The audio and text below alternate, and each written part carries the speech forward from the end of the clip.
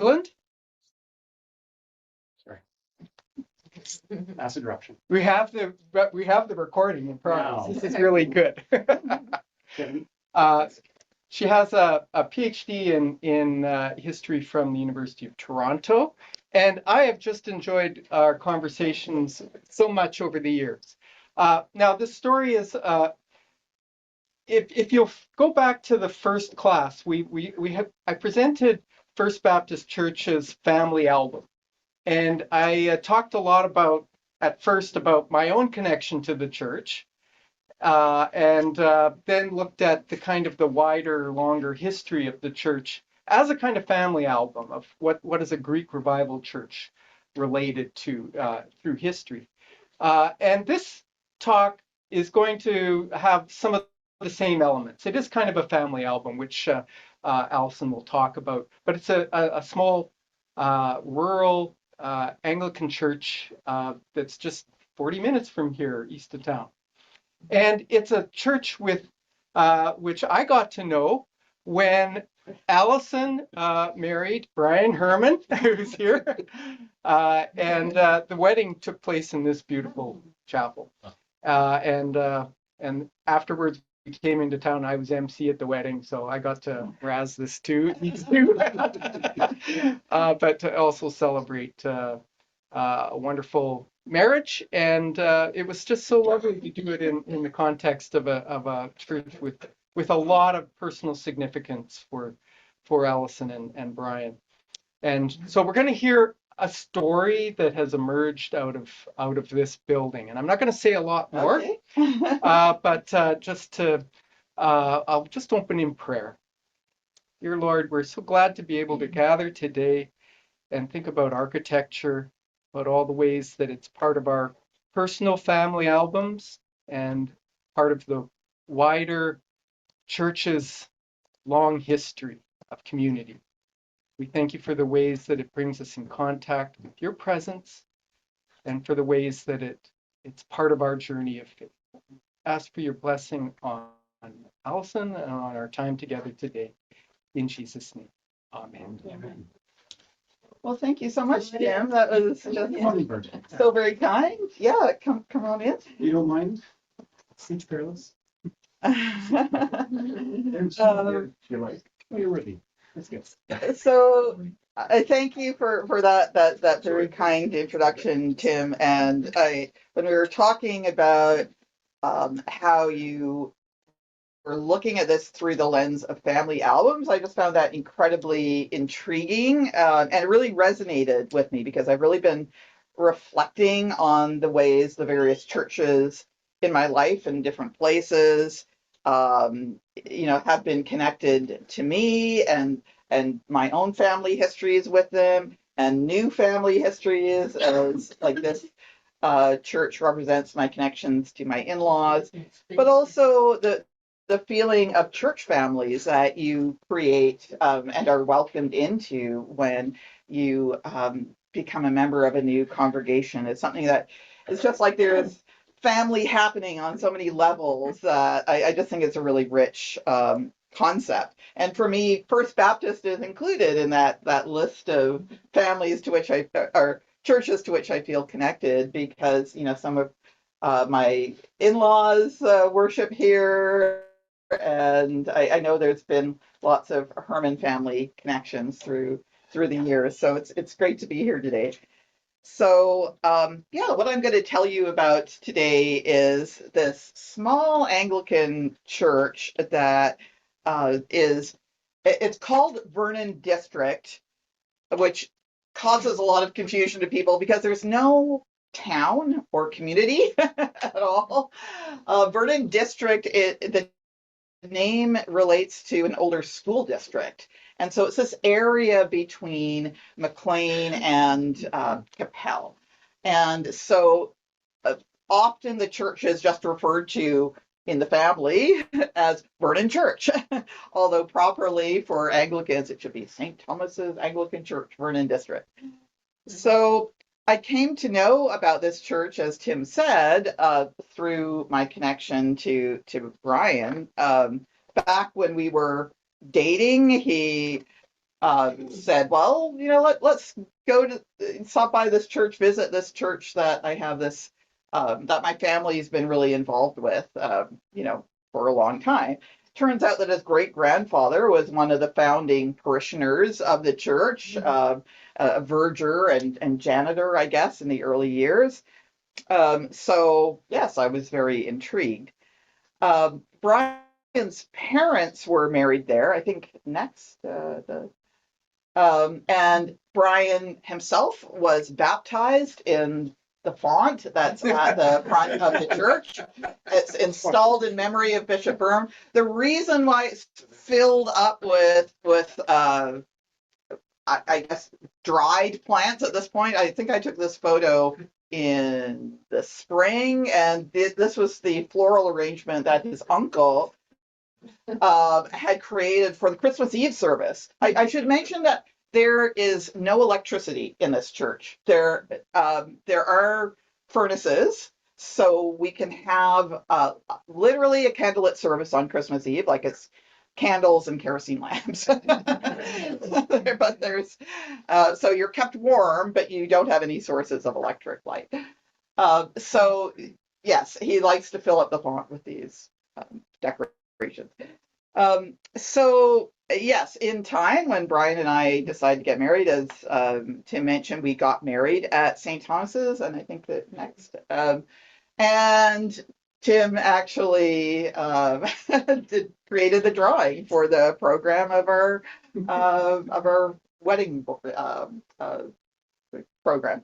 So yeah, so and we continue to be involved. It's a tiny little congregation of, it depends on how you define it, maybe 8 to 10 regulars, but his uncle is amazing at creating all these extra community activities like the Queen's Platinum Jubilee service, and it was a huge celebration involving the community. The lieutenant governor and his wife showed up. So the regular services may not have huge numbers, but the special services, like the Christmas Eve service, can attract really big numbers, like 70 or 80 people for a very small church. Yeah, we keep going, and actually, because there's just this tiny number of us who are, like in Anglican terms, on the vestry, like basically, if you're a member of the congregation, you're on the board. It's not a choice, and we kind of take turns with things. For several years, for like lay leader of the church. So if you had said to me, like when we at the time when I first visited the church with Brian, you'll end up being a warden of this church, I just wouldn't have been able to process that, but here we are. So yeah, St. Thomas's does very much feel like a family album in terms of the richness of the connections with the family history of the family I married into. Next. So there's a stained glass window here. This was erected in memory of William Cooper and some of the other founding parishioners of the church by Cooper's granddaughter, Beatrice Whiting Farrer, and her husband. So like you go in and so this is Brian's Brian's grandparents. So we get to sit by this church or this window that has that connection. And this is actually where they're buried, where William Cooper is buried in the churchyard. Next. This is also another one of the stained glass windows, depicts Ruth from the Old Testament, and Brenda actually read out this passage. So underneath where it says, the classic passage, whither thou goest, I will go, thy people will be my people. Brenda read that out at our wedding. Brian and I were photographed in front of this window at our wedding. So again, every time that we're there, it has these really wonderful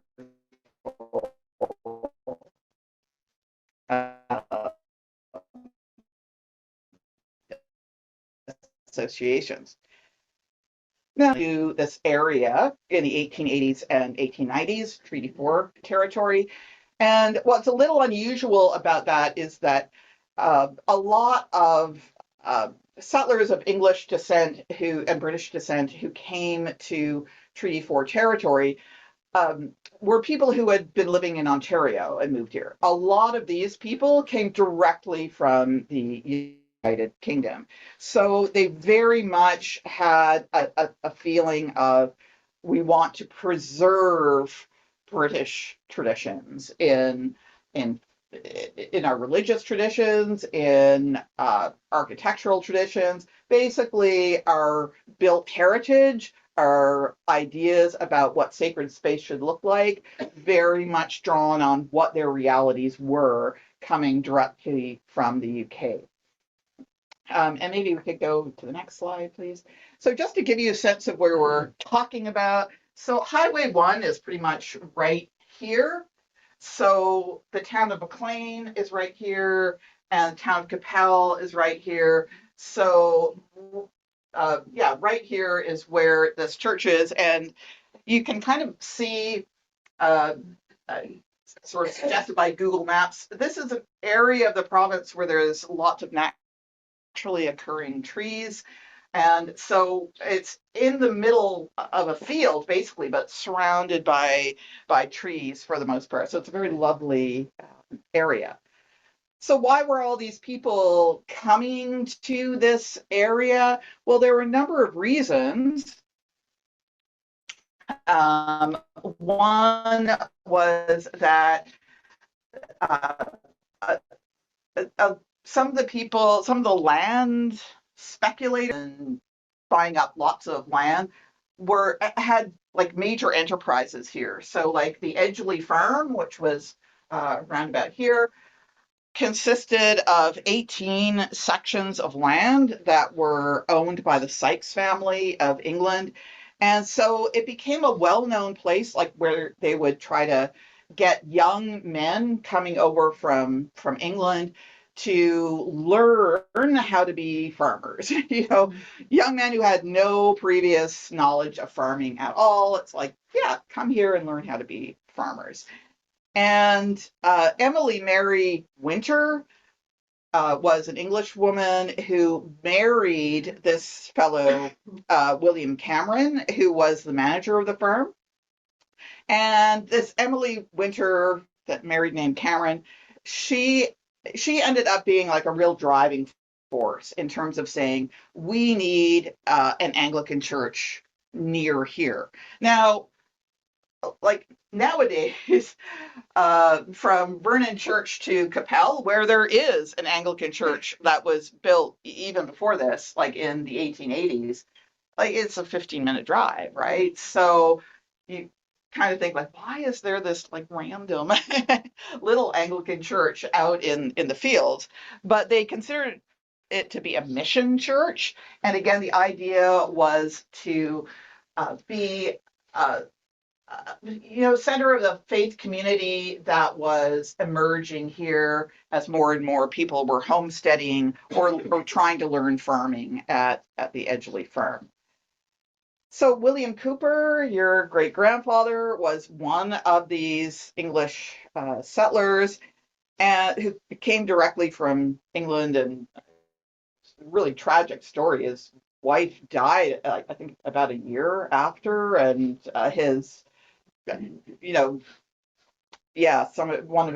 couple of his daughters just ran off and got married at 16, and it just seemed like it was a sort of stressful situation. But he did have a wealthy relative, Sir William Vernon, who was a flour merchant back in England, and so he basically bankrolled William or Cooper's homesteading efforts. And so when it came time to build the church, he contributed the land on which it was built, and ultimately a school was built nearby. So Vernon District was named after him, but it really technically just referred to the school district and the church. So there was never a town that grew up around it. So in 1897, you see that the people who had been worshiping um, at Edgeley Farm with these prayer services that Mrs. Cameron had been organizing, they feel like they need their own church. So they started their efforts to raise money to do that. And Mrs. Cameron made use of various other connections with wealthy individuals back in England, including her mother, who became a generous donor to the church and the effort to build this. So we could have the next slide, please. Yeah, so we have actually a framed photograph of this Mrs. Winter in still maintained in the church, and ultimately Cameron to pay tribute to the role to her mother and the role that she played in founding the church. So in the summer of 1898, the foundation stone was laid. All the stones were from the surrounding farmers' fields, so farmers were hauling them there. A professional stonemason, a carpenter, and painter were engaged for the construction. And in 1899, the church was consecrated by the Bishop of Capel. Next, please. So the church, maybe we can go to the next one. We'll come back. Yeah. So this is what the interior of the church ultimately ended up looking like. But at first, this area, the chancel, was not part of it. They just had a rectangle, and so it was just quite bare bones when they started off. They just didn't have the money for a chancel. But for Anglicans in the 1880s, 1890s, there was a very strong sense in Britain that churches had to look a certain way, that they that if they were just a rectangular box, that suggested maybe the chapels of Baptists, Methodists, it's like, we don't want to look like them. We want to evoke, the sacred spaces of the medieval past. And so, a medieval church would typically always have a set off area in which to put the altar, which would be the most sacred area of the church. So, but money did not yet exist. But even so, this was 50 in those early years, with one service at which the bishop presided in 1900, reaching 105. So you can squash that many in. There were quite a few there for our wedding too. Yeah. So yes, when they were deciding to build this church, what were their reference points? Of course, they were looking at the models before them back in England and Scotland, Wales, Northern Ireland. So let's go on to the next one, please. So this is an exterior shot. So you can see all the windows have these pointed arches, and above the main doorway, again, a pointed arch. And so even while this is a very simple rendering of Gothic revival, what it speaks to is the architecture that existed in Britain and Ireland in the 12th to early 16th century, so the medieval era. So by the time we get to the middle of the 19th century, the feeling was amongst many architects, amongst many adherents of Anglicanism, that the true national style, architectural style of Britain and Ireland was the Gothic, that was this medieval past.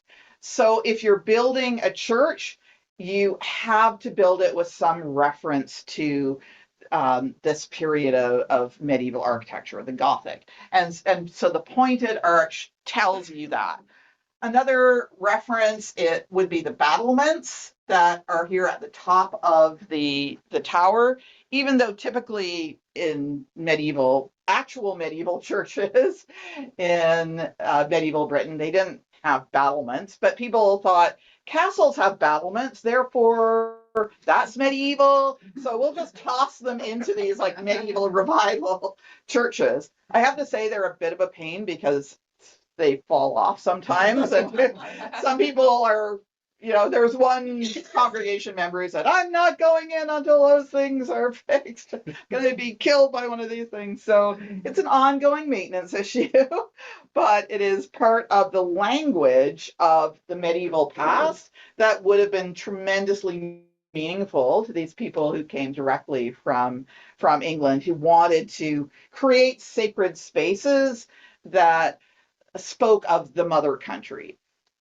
So, and you see that even though like they didn't have the money to have an architect who could do anything very lavish, and they certainly didn't have the budget for that. But what I've found really interesting is that when they came to arrange for the interior furnishings of the churches and all the little things that you need, that the medieval language comes through just throughout. So can we go to the next one, please? So like here are the pews.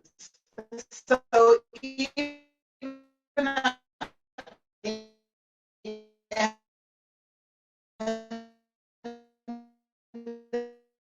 the pew, there's like this. Those of you might be familiar with medieval churches. They suggest the tracery in medieval English church and cathedral windows from like the 14th century. So, not that many people are going to see that, but it was just like every detail needed to speak of that distant past. Can we have the next one, please? And here's the chalice for the Eucharist, obviously a very important part of the life of the church. And so here you can see like this is a brass chalice, but the decoration, again, you have the pointed, kind of modified pointed arches.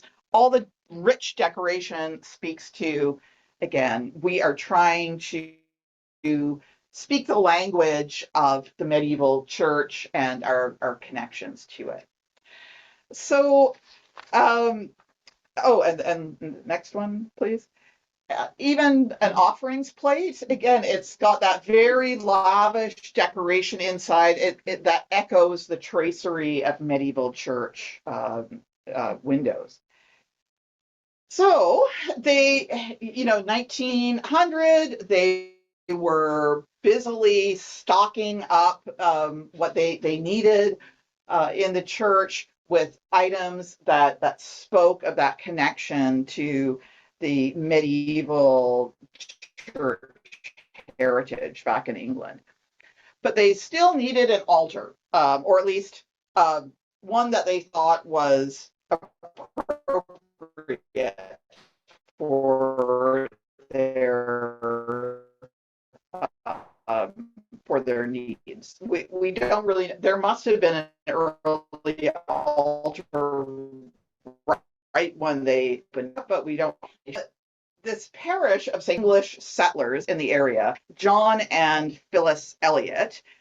Phyllis, she actually in the 1960s, an interview with her was recorded that is in the Royal BC Archives in Victoria about how she came to Canada, and so she's got this cut glass, like upper class British accent, where she's talking all about how they ended up coming to this area like that we now call Saskatchewan. Can I have the next slide, please? So here's just a photo of Phyllis Elliott and her future sister-in-law on their way to Vernon Church, where there were a couple of the earlier parishioners. But this is the house that the Elliott family lived in the 1890s.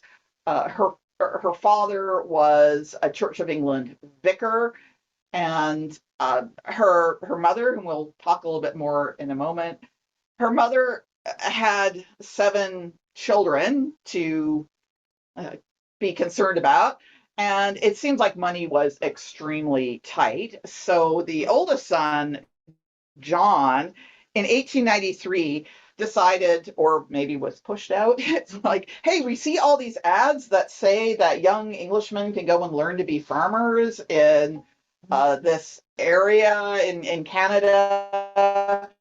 You can become a rich farmer. Okay. Or maybe it was his idea. Who knows? Ultimately, homesteads. But the mother says to Phyllis, well, he needs someone to help out. He doesn't have any woman there to be in charge of his household. So she asks the oldest daughter, will you go to Canada and keep house for your brother? And she says, no. Phyllis, I guess, was a little bit more compliant and says, okay.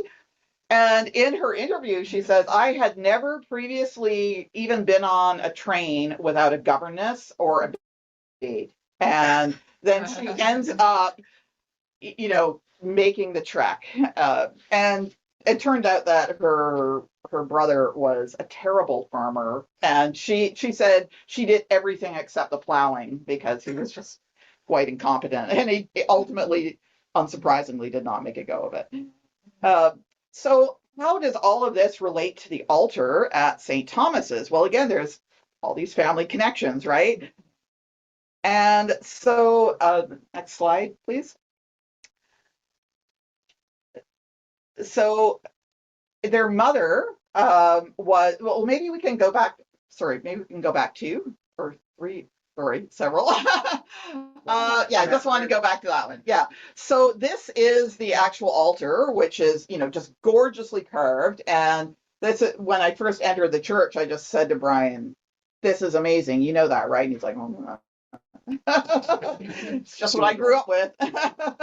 So there had been this history of Capel that had been written like back in 1980 when all these regional histories were being written here in Saskatchewan.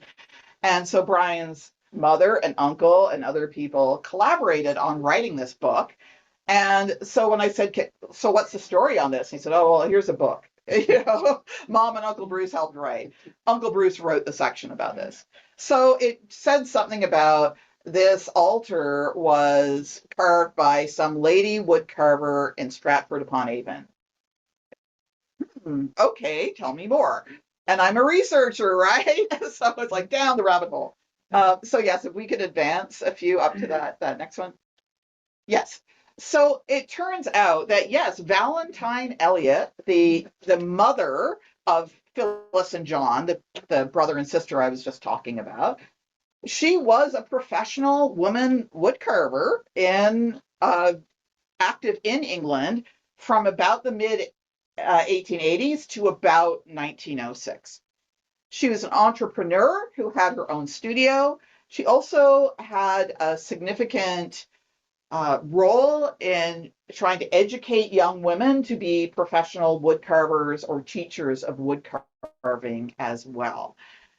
And so a little bit about her now, and this you can just see her right here demonstrating her carving at the Glasgow exhibition in 1888. So she was born in 1850 to a well-off family in Berkshire. Her father was a lawyer who came from the landed gentry. Can we have the next slide, please? And here is a portrait of her that's in the collection of one of her descendants now. So we don't know a whole lot about her youth, but she married a Church of England priest, Reverend Charles J. Eliot, in 1874. And over the next 13 years, she gave birth to 8 children, one of whom died in infancy. Uh, Her husband never got really prestigious church appointments. The vicarage at Wellsbourne was kind of a step up for them, but clearly, like, she came from a well-off background, and I think her idea of what her standard of living should be was maybe not in line with their actual income. Uh, so there are some letters from her that survive that suggest that one reason for her getting into wood carving was to supplement the family income, because they were needing that. So how she got trained as a professional wood carver is unclear. Just don't know about that. However, in the 1870s, we do know about this School of Art wood carving that got established in Kensington in London, in that period. So the next slide, please. So the School of Art wood carving became a place where people could learn how to do this kind of artistic wood carving. We don't have any actual evidence that Valentine Elliot studied here. However, I do think it's suggestive that her parents actually had a house nearby, and one of her sons was actually born near there. So I'm kind of wondering if she was studying wood carving at the time. And we do know that there were several women instructors on staff, and that women were allowed to study there. And women who aspired to become wood carvers really had limited opportunities in England at this time. One common route would have been to apprentice with a studio, like an actual professional wood carvers, but those apprenticeships were typically held by men. So for middle or upper middle class women, that would have been inappropriate to do that, or to try to find that kind of apprenticeship. So this kind of educational opportunity probably would have been viewed as like more suitable. And next slide, please. In terms of furniture that was popular at the time, these historical revival styles that spoke to either the medieval past or like the Tudor and Stuart eras, often referred to as like the Jacobean era, the 17th century. This became wildly popular in the 1850s, 1860s, 1870s, 1880s. So this was the kind of style that Valentine Elliot started doing her carvings on, so she was very much looking to the past to say, this is what is inspiring me in my own craft production. So, and we can see that there's another, next please. We don't have a whole lot of evidence of other examples of things she made, but here would be one. So this was featured in the journal, The Cabinet Maker and Art Furnisher. And so it's a sanctuary chair, that is a place where the priest could sit in the chancel at certain points. And so it's lavishly decorated with a kind of medieval ornament, like in particular here, like within these squares, that again would have seemed like it was, connecting people with the medieval past. And also she did this in collaboration with a couple of other women. It seems like at points she described her studio as being like a collection of ladies who were working together, but she was like the primary overseer of it. We don't exactly have too many details about how they work together, but we do see the names of other women crop up quite a bit. Next slide, please. So I've been able to reconstruct her career to a certain extent by subscribing to the British Newspaper Archive, which has searchable scans of newspapers and other periodicals from all over the British Isles.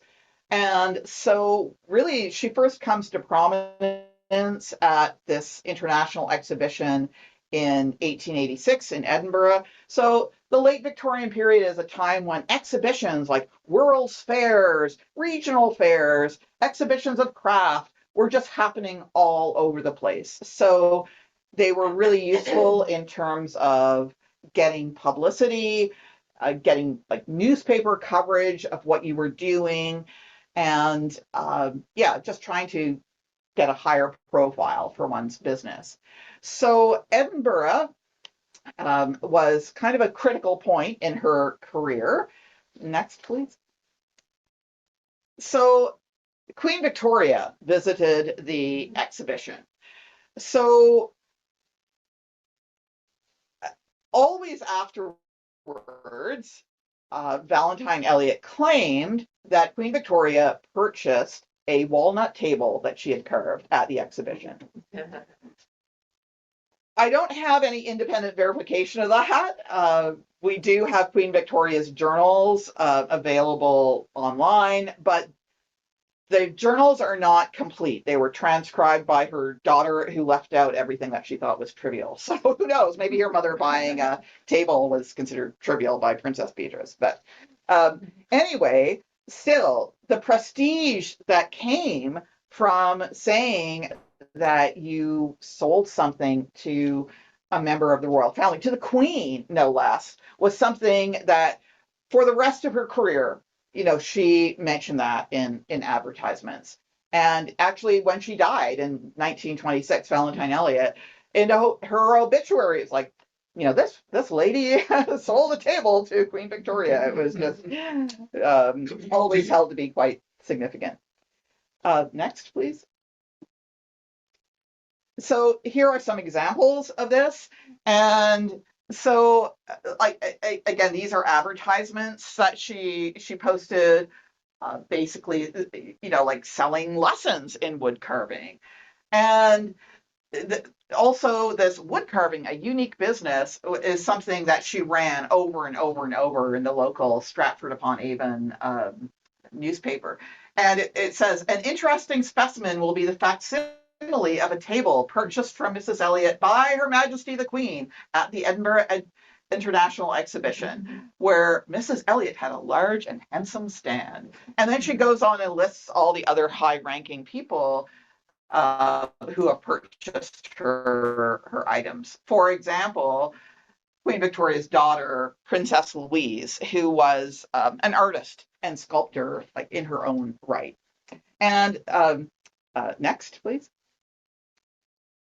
So, yes, as I said, this photo is from the Glasgow International Exhibition of 1888, because there's a certain amount of rivalry between Edinburgh and Glasgow. So it's like, well, you have an international exhibition, now we need an international exhibition.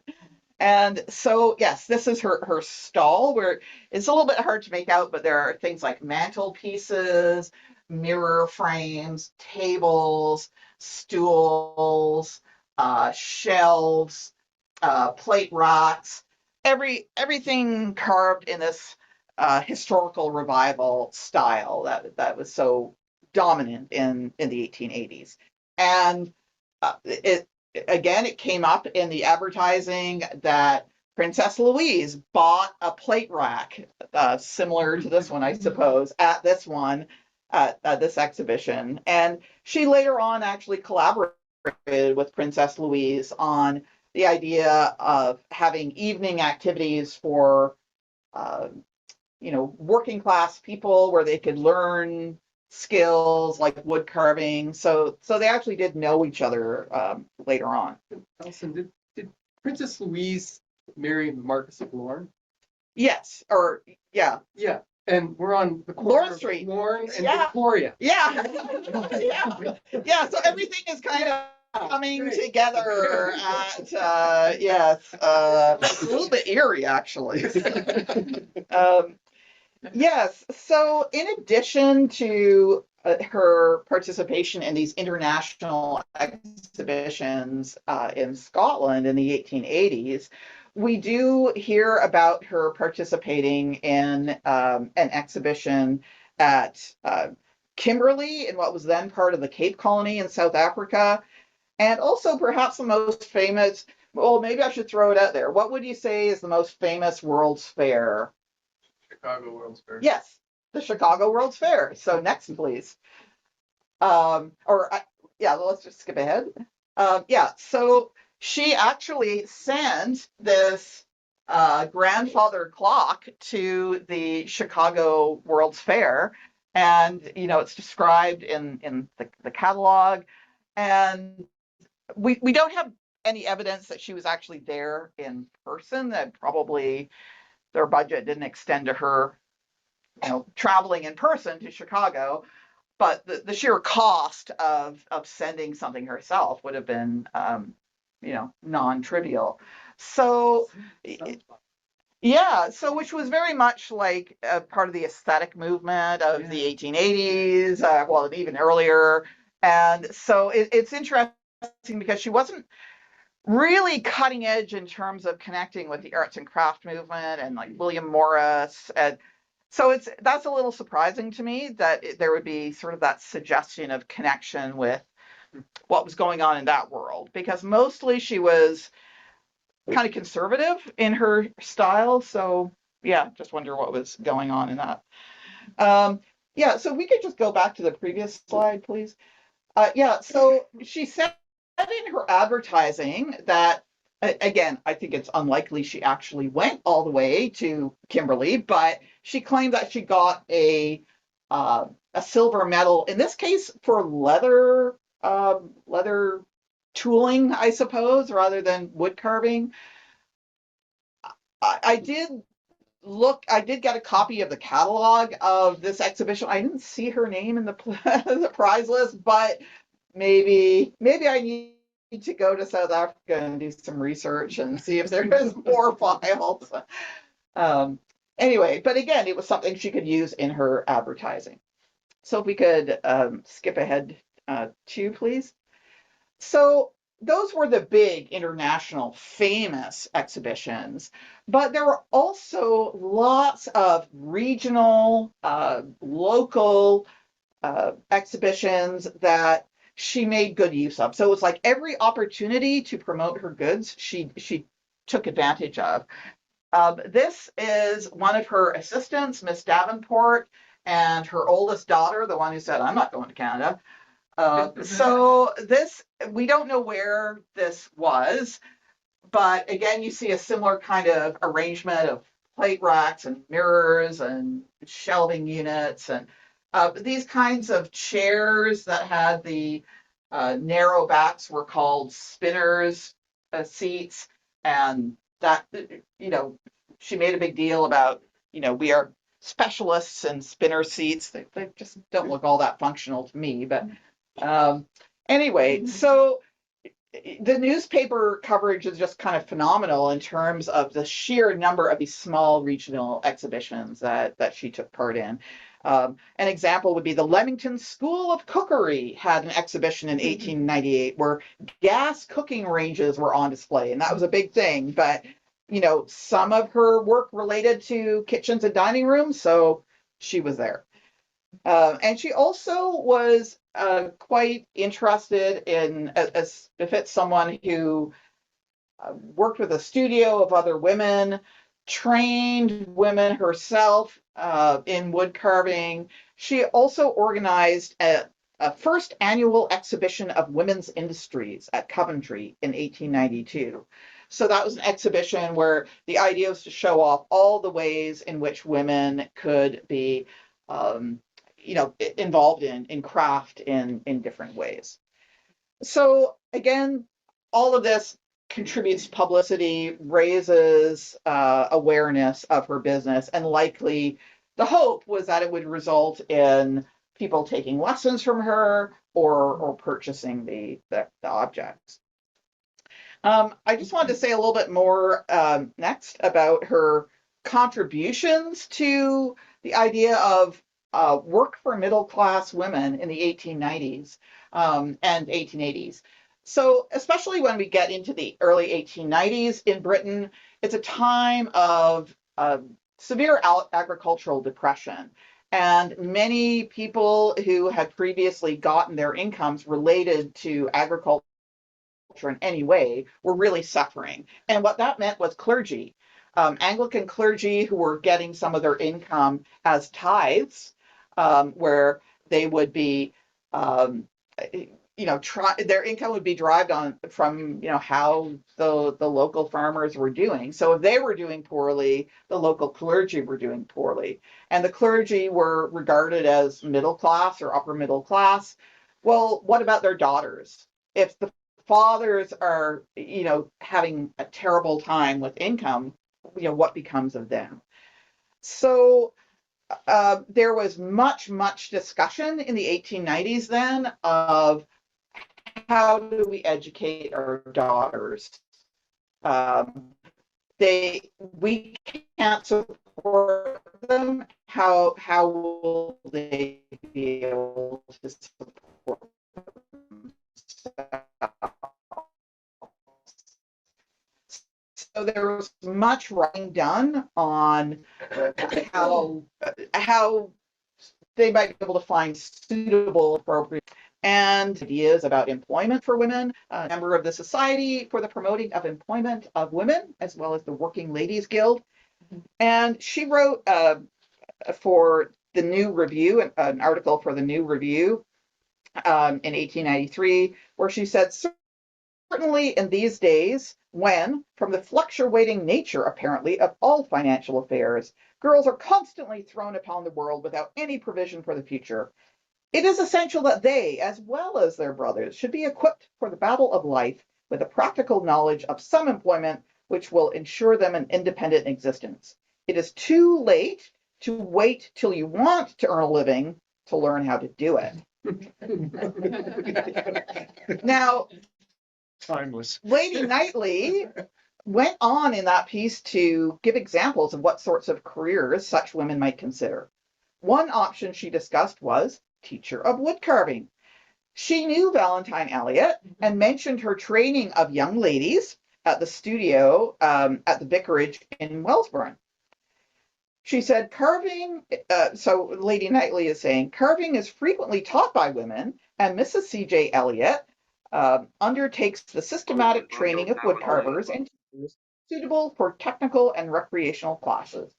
She receives young ladies into her own house, teaches them carving, clay modeling, freehand, geometry, and pattern drawing, and by special arrangement for a year's work, they can have the advantage of accompanying Mrs. Elliot to the numerous schools and classes which she teaches.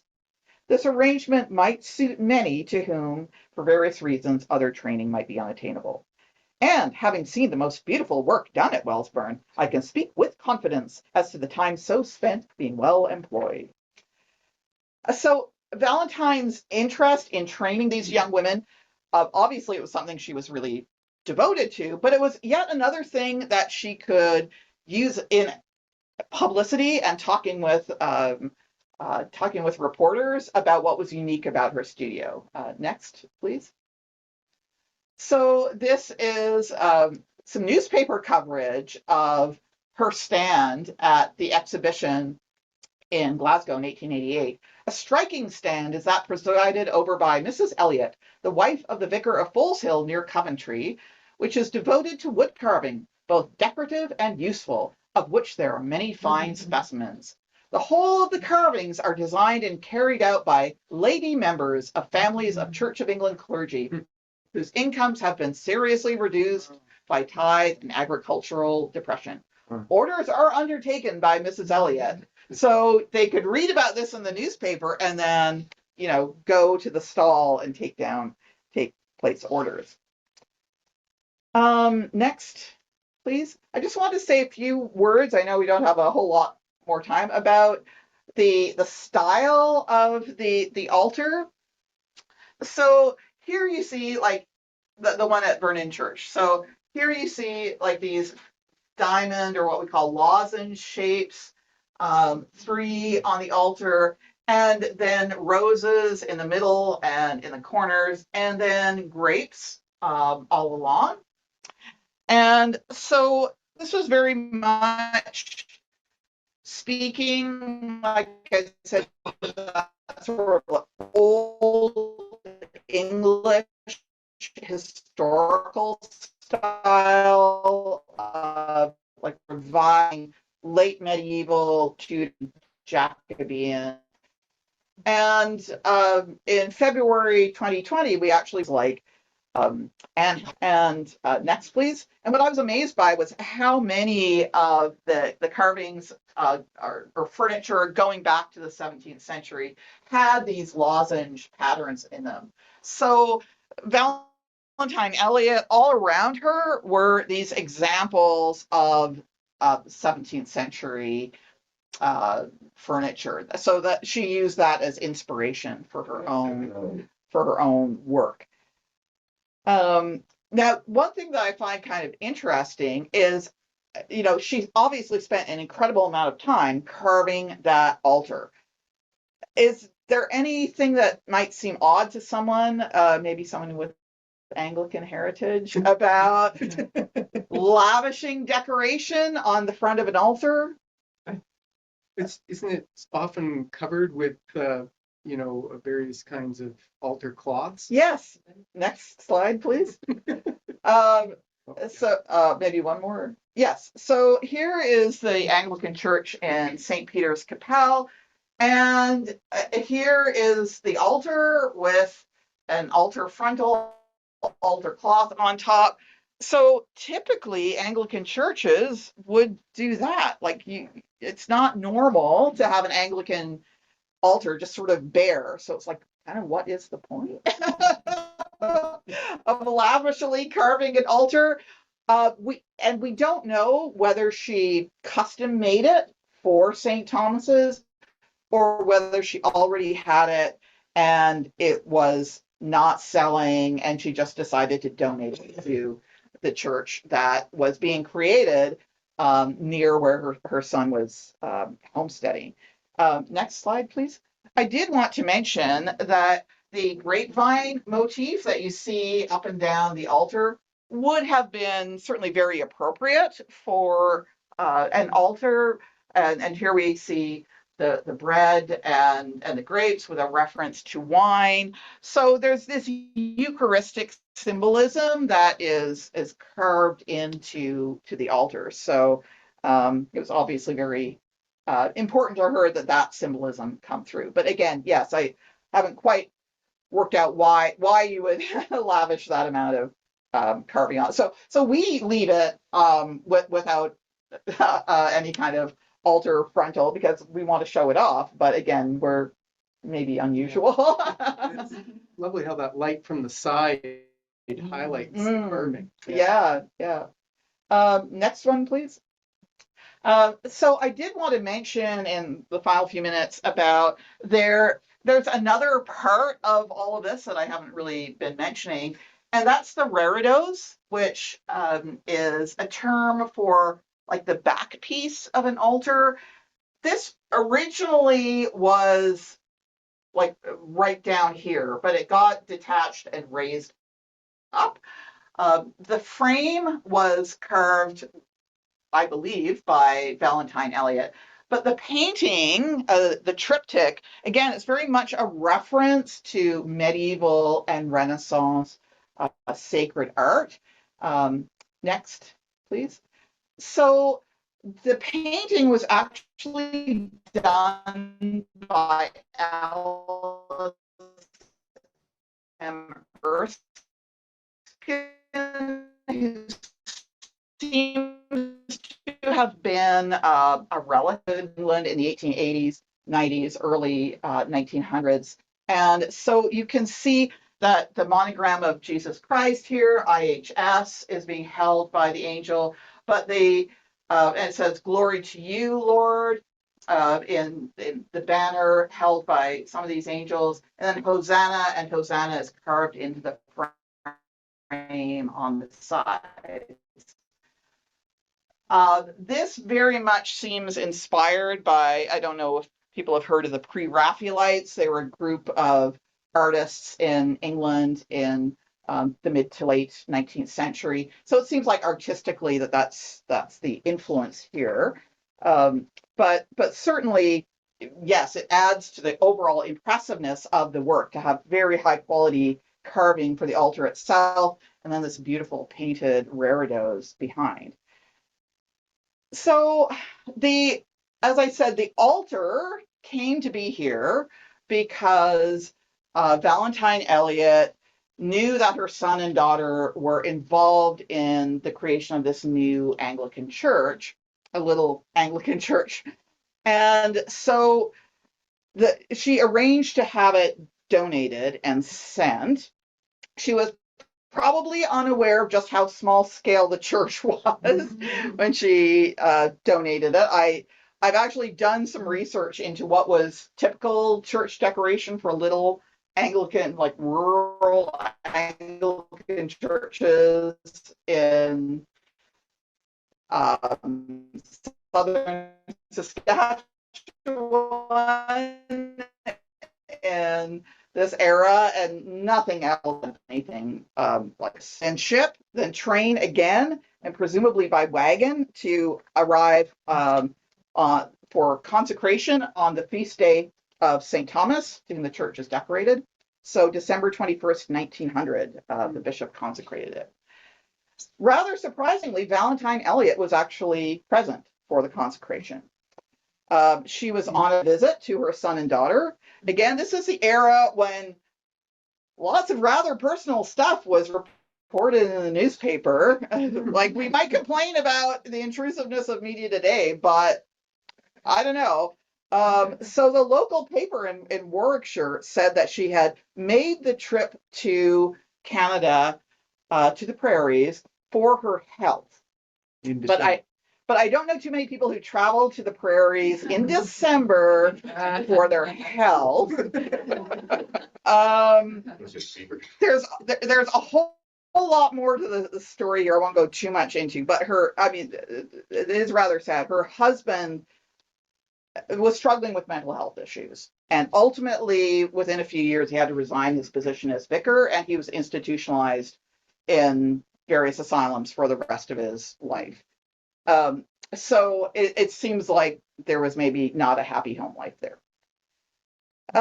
But ultimately, it seems like people were like really wowed by this altar.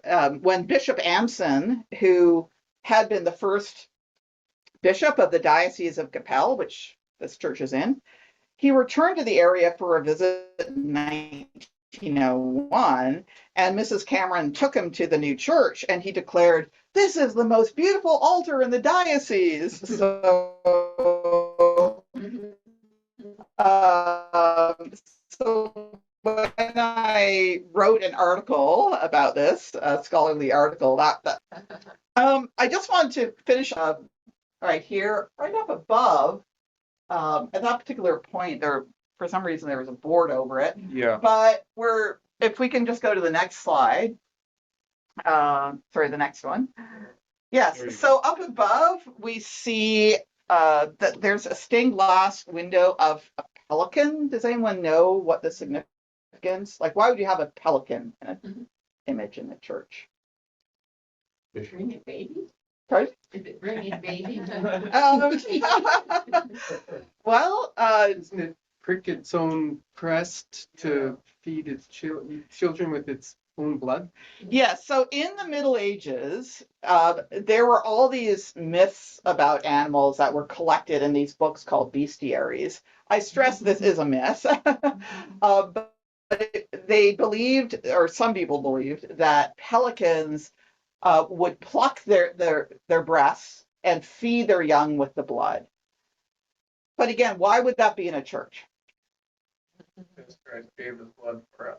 Yes, yeah. So the religious significance meant that. So this is the east end of the church. It's the most sacred area of the church. The altar is right here. So having a reference to Christ's sacrifice in this most sacred area, right above the altar where the Eucharist is going to be celebrated on a regular basis, is something that is not accidental. So I think maybe I will conclude at that point. I know folks have to go to choir practice, but I just wanted to say that, yeah, again, I thank Tim for introducing this idea of the family album, because now I'm just thinking, there's our family, like the Hermans and the Farrers, but there's also the families of the people who have worshipped here over the last 125 years, the connection with families in England, the connections I'm now making with with a descendant of Valentine Elliot, who's sending me all this information about her great grandmother. So it's just layer upon layer upon layer, and so it provides much to reflect on. So yeah, thank you.